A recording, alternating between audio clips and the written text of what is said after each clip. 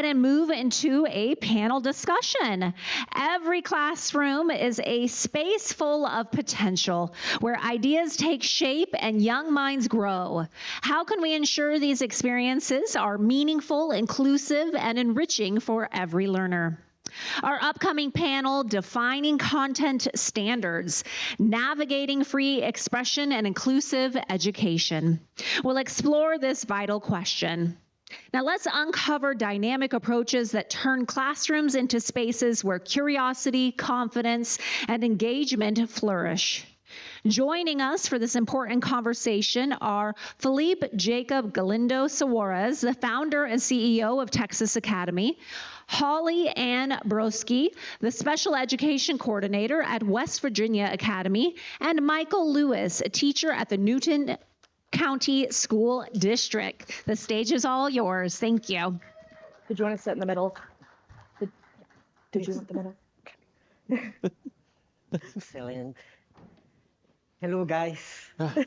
Oh my God, we are so excited. I'm grateful, as we were talking before. Today, we are talking about inclusivity and the challenges that we are facing with the standardization. Going from private to government, we are facing different types of inclusivity challenges. As a founder of Texas Academy, I am working on a private school playing roles as a founder, chief technical officer, and instructor. And as an instructor, I can see how we can put new ways of inclusivity. In Texas Academy, we are working with the concept of metaversity. That is a virtual classroom where you can join and walk within a virtual city. The city has stadiums, auditorium, and classrooms where you can meet people just like now, talk with them, and have mentors that guide you to achieve your goals. But inclusivity is not only about gathering people that are facing geographic challenges. It's also about the future of inclusion. Now, with the technology, and specifically with the blockchain technology, we can own our own capabilities. We can change from one institution to another one in order to achieve a certification.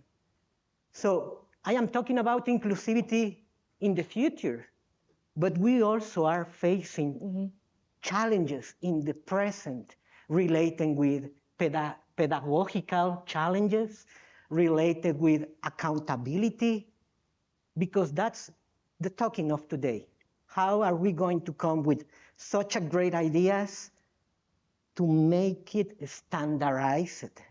And well, I would like to give you the word, Anne, about these challenges that you are facing in your charter school. Yes. And I just talked with you about some examples of inclusivity, but she's also facing some other challenges. So I was a public school teacher for many years. I did special education in the public system. And I learned that the issue with special education wasn't just happening in the system, it was the system itself. And that how can we expect changes to happen if there's no one to be making the changes? So I left working for the public school in special education and I went to a charter school. We're still public in my state, but we have a little bit more control over how we handle the special education stuff. And as a special education coordinator, I handle all of the IEPs and making sure that accommodations and modifications are being worked on in the classroom, because I realized one of the problems that we were facing is that we try to make IEPs for students and we tell the teachers, hey, here's their accommodations. And the teachers have no clue what to do with that because they weren't taught, but then we're expecting them to accommodate it. And then we have kids struggling. And it's just this endless cycle that unless you go in and you make sure that they know the skills that they need, that gap is just going to continue to grow and get bigger. And that with making sure that things are inclusive, with the increase of technology, and specifically in content standards, it's not so much, hey, here's our targeted standard that we're going to do. This is the only way to get there, and you have to teach all of your students the exact same way. It's here's our targeted standard. I'm going to teach you different skills that you can use and build on to get there, to where it's about the goal, but it's not about the path. Because a lot of the curriculum that I'm seeing come out is very structured, and this is the way you have to teach, and this is what has to be taught, so then they'll know this skill. And that's not always the case, whether you have neurodivergent learners or neurotypical learners, that it's not going to be the same path for all of them. Yeah, and that's the biggest thing we have to understand, the foundation. Foundation, as a special ed teacher, case manager, I'm seeing it on an everyday basis. How can a middle school student at 8th grade read at 3rd grade level and pass a test? How can you expect them to read the comprehension of a test? How can you expect a student that has a disability of anxiety, nervousness, and you want him to sit in front of a computer for an hour? I had one of my students, and one of the things I do is a circle group. I was at a conflict. At one point in my career, I was pretty much ready to quit because I felt like I was failing my students. So I said, no, let me figure out a way and tap into meet them where they're at. So I students are honest. I said, the circle meeting, not getting punished for it. What do you feel when you take that test? One of my students says, I feel like leaving the building. I hate this test. I said, what do you mean? Mr. Lewis, you want me to stay here for 35 minutes on this thing I can barely read?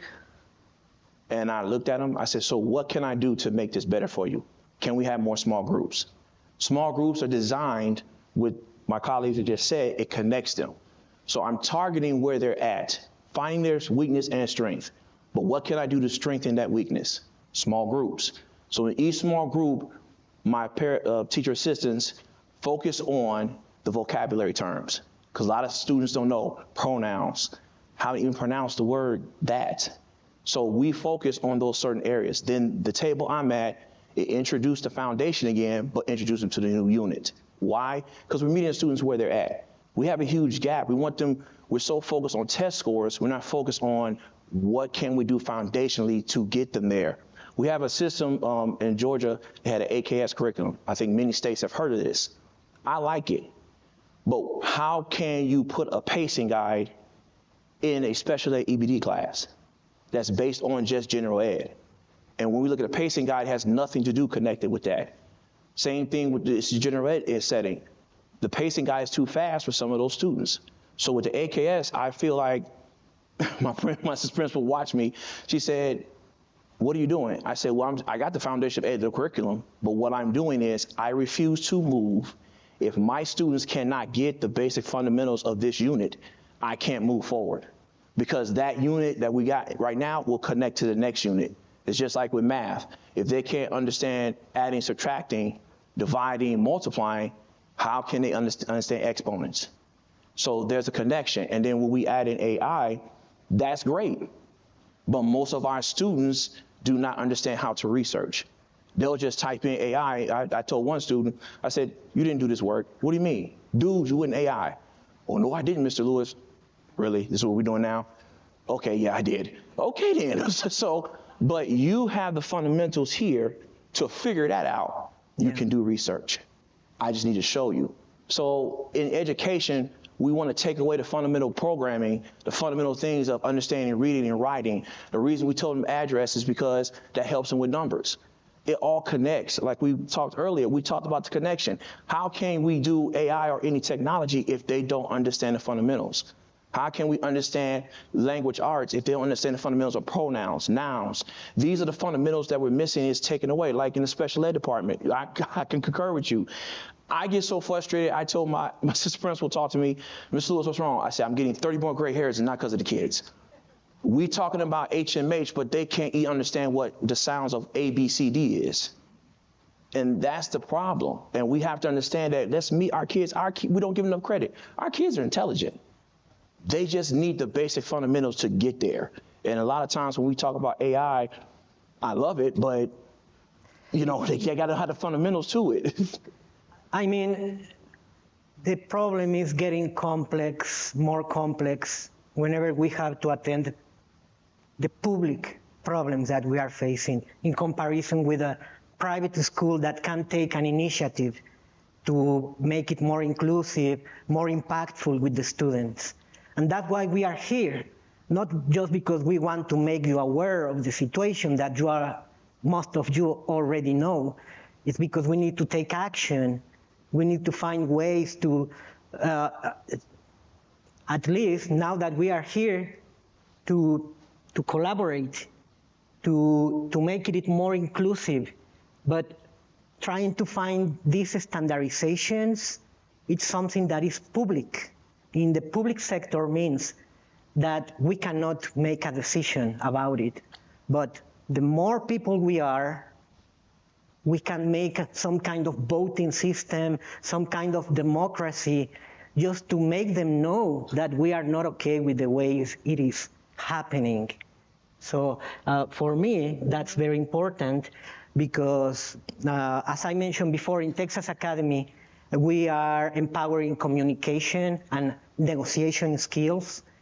And we have our own methodology to make them experience real scenarios where they own the challenges of web development. Because I am an instructor on the web development side.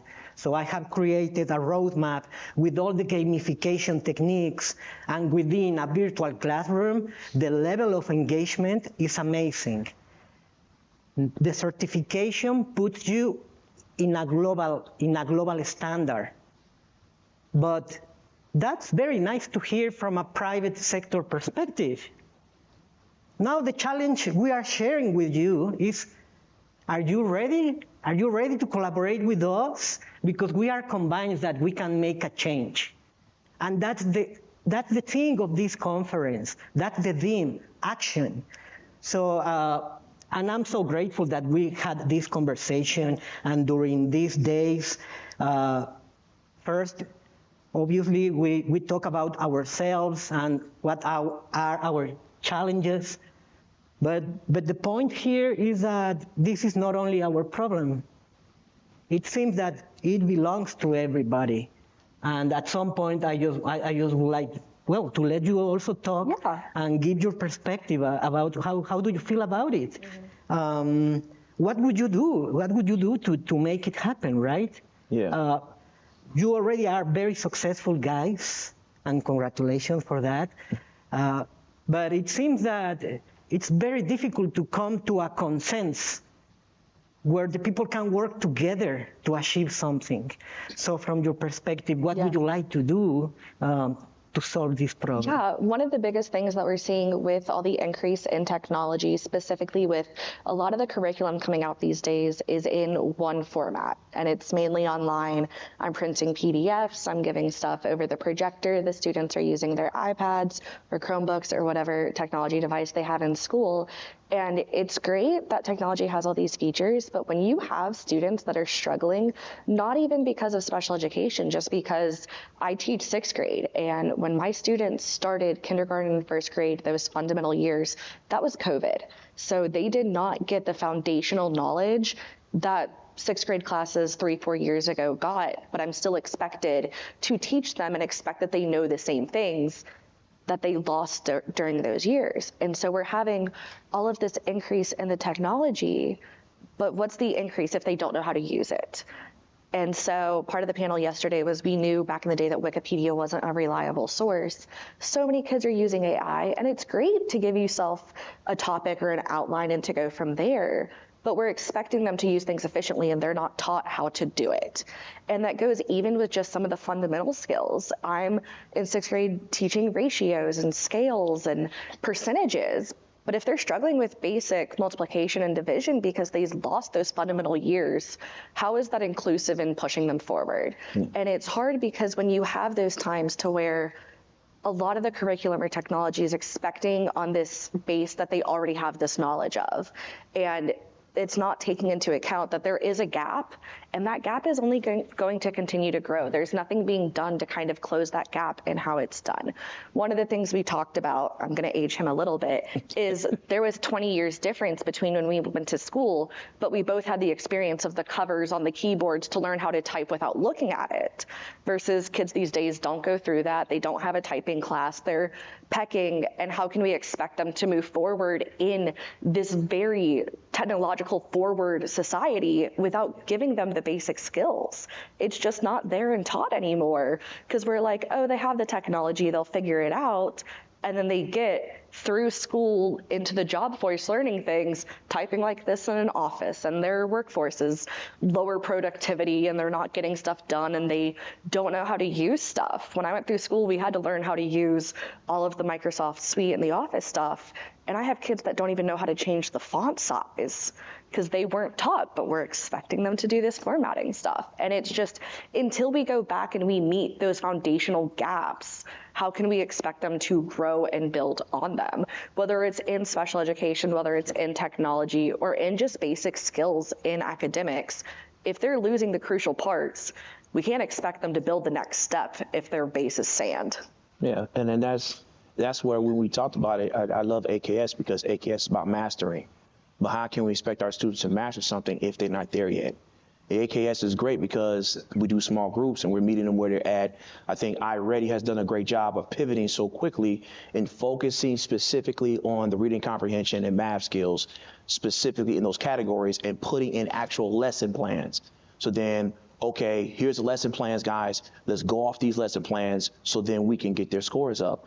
In the AKS, I know me and my colleagues in Georgia have talked about this, of revamping it, where pre-K through third, we got the fundamentals they need to learn. When they get to third grade, they need to have mastered these specific things in order to move forward. Because what's happening is, like you just said, we're passing our kids along. You telling me as a teacher to do this assessment test, but then when they get a 56, you give me a curves grade to give them a 75 because you're worried about test scores. You worry about numbers. So how is that going to benefit our children? How is that going to benefit the parents? But this is what's happening. And for me, I can't do that. As a teacher, as an educator, but most importantly as a parent, I can't do that. So to my colleague's point, and I told him yesterday, I love the AKS. As a matter of fact, I'm gonna tell you guys, I got in the principal office a couple of times because my evaluation came, well, Mr. Lewis, you still gotta do the AKS. I'm doing AKS. What do you mean? Okay, I'm getting the fundamental, I'm doing the basic foundation of it, right? Yeah, okay then. I'm just not going off the pacing guide and leaving them behind. I'm just not gonna do it. Once they master it, then they're good with it. I have data showing that when I had like 78 grades in my grade book. I knew that some of my students struggle with testing, but if I gave them some cushion, their confidence and their test scores will go up. That happened. And when I told my assistant principal I did this, she said, that's a good idea. But I said, this is the point I'm trying to make. We can use AKS, but we can't let our students move forward if they haven't mastered it. And that's where I think it will help with AI. I think it will help with all the students, just not in special ed. We got gen ed students that are falling behind. And we see it every day. And it gives back the teachers the power in the classroom. It gives back certain administration that I work with that I will back them up 100% that want to do this, but they're handcuffed because they're getting pressure from certain board members because if we don't get this amount of test scores, we don't get the money.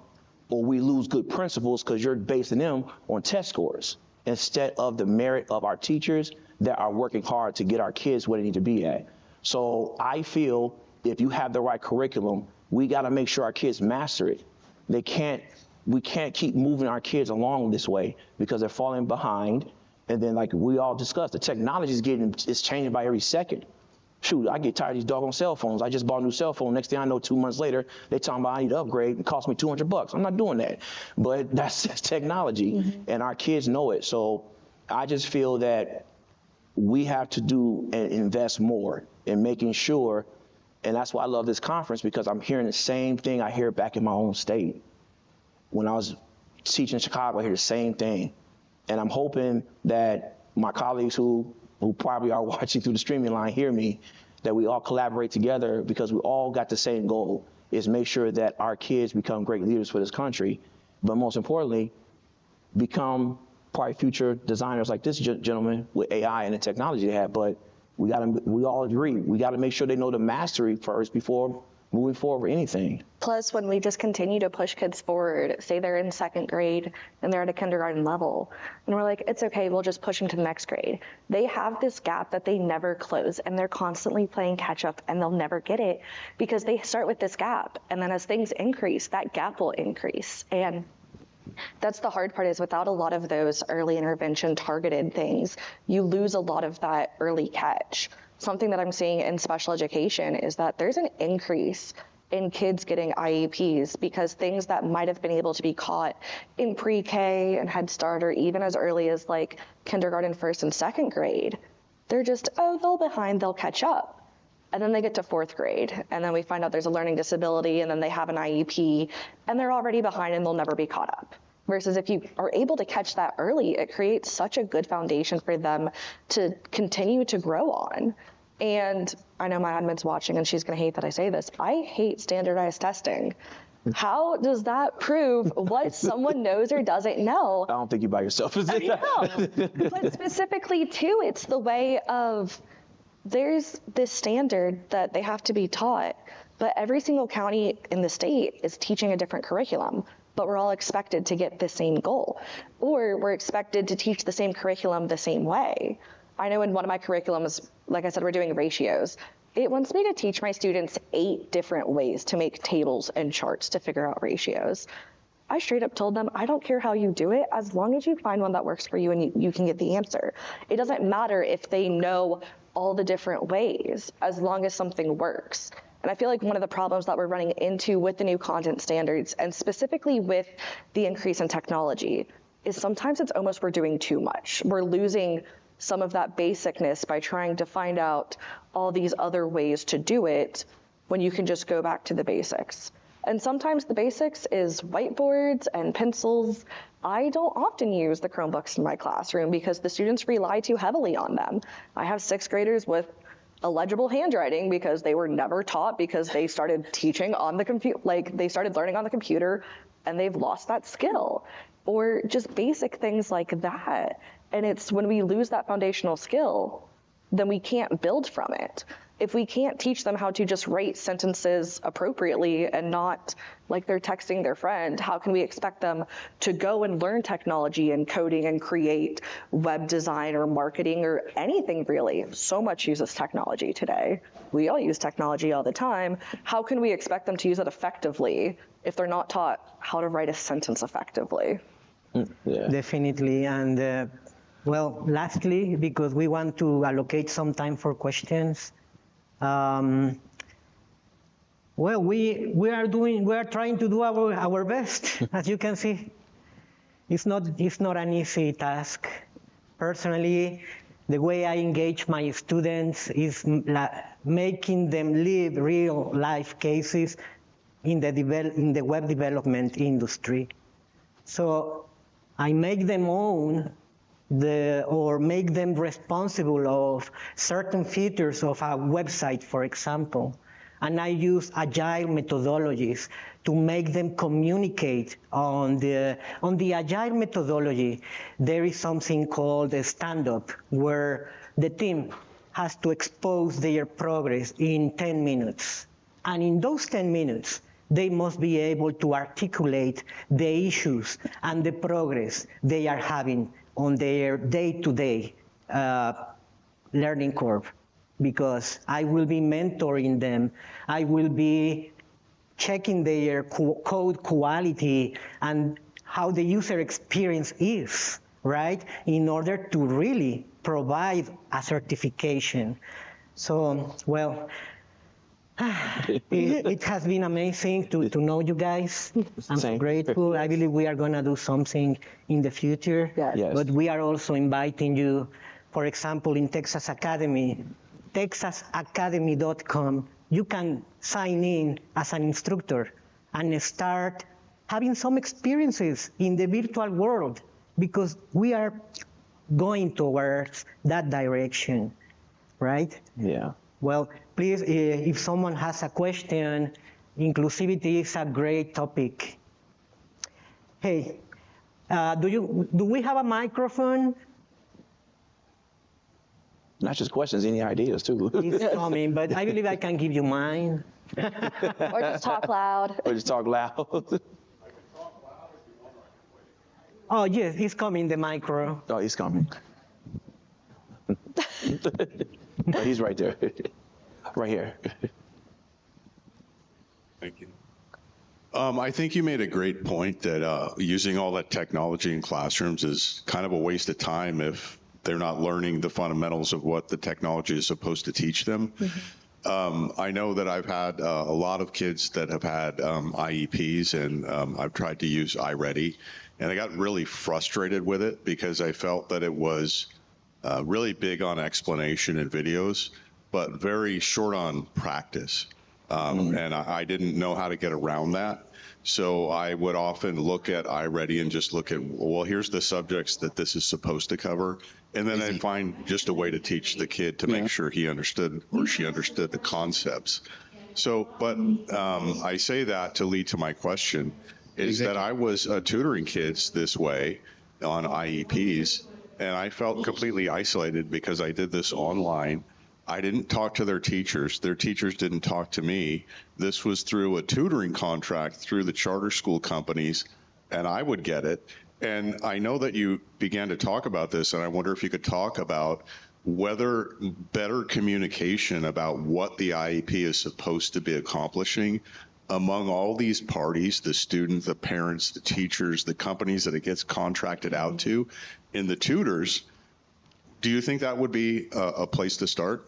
It is. There needs to be so much open communication. And also, the thing that unfortunately so many states are doing is they're losing the individualized part of the IEPs to where they're like, okay, this is the second grade standard. This is what all their second grade goals are going to be.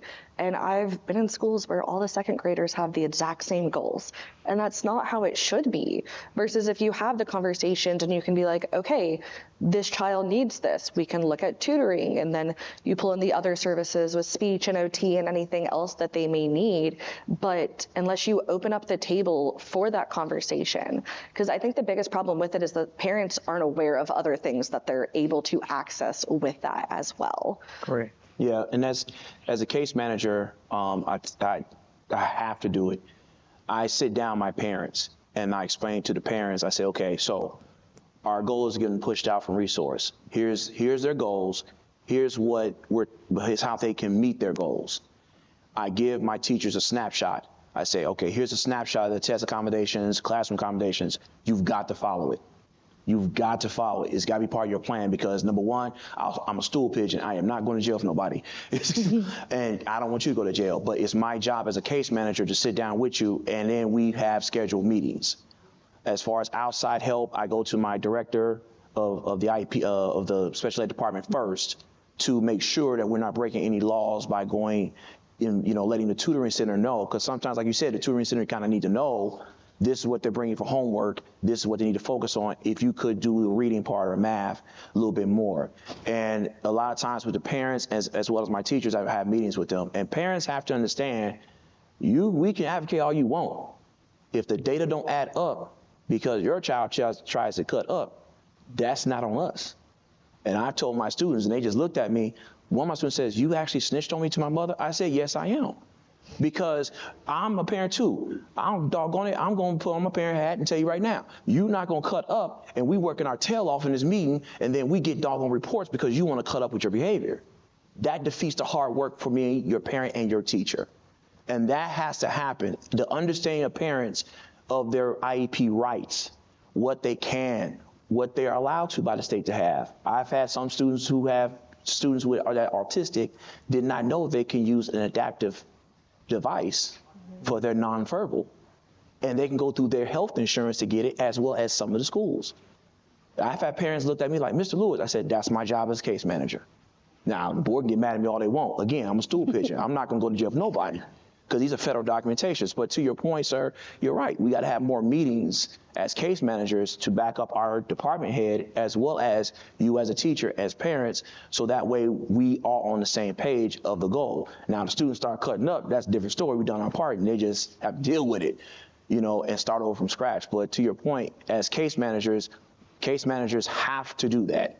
That's our required, because if we don't do it, then that's kind of technically breaking some laws because we're not doing our part when it comes to the IEPs. Very quickly, you were talking about not being able to string a sentence together. And with AI, I believe it can be a tool.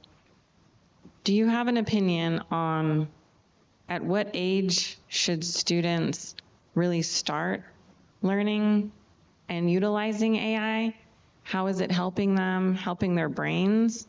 If they're not able to do, as you mentioned, fundamental, and I'm not an elementary or K through 12 where I'm in college, but I'm at a 2-year school, and what I find is students are, it runs the gamut, but typically some are vastly unprepared, and I've heard that a lot of it comes from, even in elementary, not learning how to write in cursive. So they're writing so slow. So their note taking is just very slow. Mm-hmm. And I guess my question is, and it varies state from state, and so I'm aware of that, but just what is your opinion on how should we advocate for more traditional learning?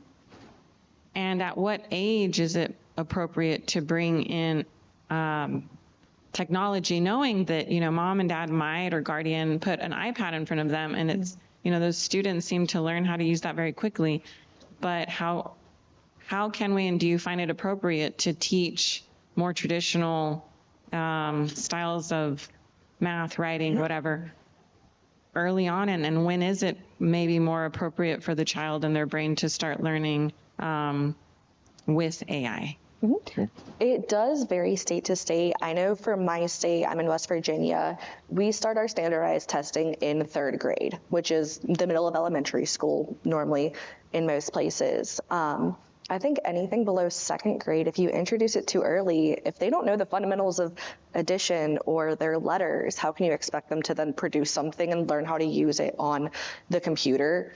One thing that I really like is the way that my school runs is that we have all of our core classes as normal, but for kindergarten through 2nd, we have direct instruction in reading and math to work on those fundamental skills. You may have 2nd graders in a class with a kindergartner, but that's the level they're at, and it focuses on those skills.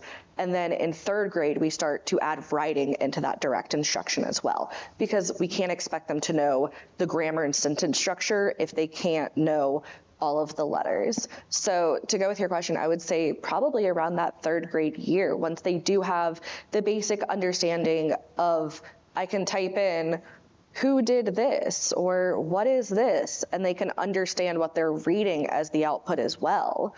Because if they're using the technology but they can't read it or they can't type it, it's not useful to teach them the technology. Versus if they have the skills of being able to read and create sentences, then they can use the technology to their advantage. One of the things I absolutely love with the technology is that with the IEPs is there's so much that we're able to do. With our standardized test, we have students that are able to speak during the writing portion, and it will create it for them. But if they don't know how to do the sentences or how to access that, because when we were doing our benchmark test, he's like, I don't even know how to do this. And so it's making sure that they know where those tools are and how to access them. But if they're not taught that and we just expect it from them, then it just continues to create this big snowball effect. One of the things I love is that they have to be taught. My methodology and my thought with teaching from the beginning is, it's a quote, and it says, if they can't learn the way we teach, then we teach the way they learn. And so many people are stuck in, well, I've done it this way for 20 years and it still works, so I'm going to keep doing it. And you have students falling behind and they get to that teacher and they hate it because they don't know what's going on, versus making sure that you're doing stuff and understanding. I create the weirdest little ratio things, but to keep up with the trends and my students understand because I make those connections, versus my textbook was so dated that we had a floppy disk reference and that went on a 20-minute tangent in my classroom because they didn't understand what was going on. Well, guys, do you want to say something more? I believe our time is done, but We're getting close, so we have a little couple we're minutes. getting close, or we are 3 more minutes. I have one more question for you guys, and it's to touch on what both they asked about the IEP, and I know you had started with that. And we talked about teaching the teacher the IEP. Mm-hmm. So in today's world, we know that there is a teacher shortage, and we're no longer professionals. Yeah. Just saying. Sorry. But there's a teaching shortage, and each district, each state has different things, and the teachers that they're bringing in maybe professionals who did not go to school to be teachers. So therefore, they weren't taught how to understand the IEPs. And I know you started on talking with teaching the teachers the IEP because a lot of teachers don't look at the IEP or understand it. And I want you to just elaborate a little bit more. Like if you were in a position with not just teaching the test as a teacher, you could take full control of your classroom like we used to do in the old days where you could teach it so they understand it and you weren't teaching a test. Taking in effect those students with IEPs, what would you do? And this is for you, Holly. Well, I think, man, y'all make me tell on myself really bad here. But I mean, I break it down to the bare bones for my kids. I have to.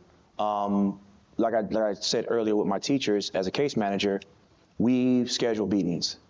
And what I've done is when I go to the workshops, and this is crazy too, like one of the workshops, they literally changed the wording of IEP. Like it was a specific word we couldn't put in there. And so it dealt with the teacher's evaluation of when they go through evaluation and tell us how they're doing in class. They can't make it personal. They can't make it them making the assessment. So I literally had a meeting. I said, look, we can't do this no more. What do you mean, Ms. Lewis? Okay, you want me to explain it to you or we won't get in trouble? Explain it to me. I said, this is what we cannot do with wording. You have to be careful in your evaluation observation with your wording because if you make it seem like you're making the assessment, now we're in trouble. You need to make it more so of what the student is struggling and then what do you see improvement. That's it.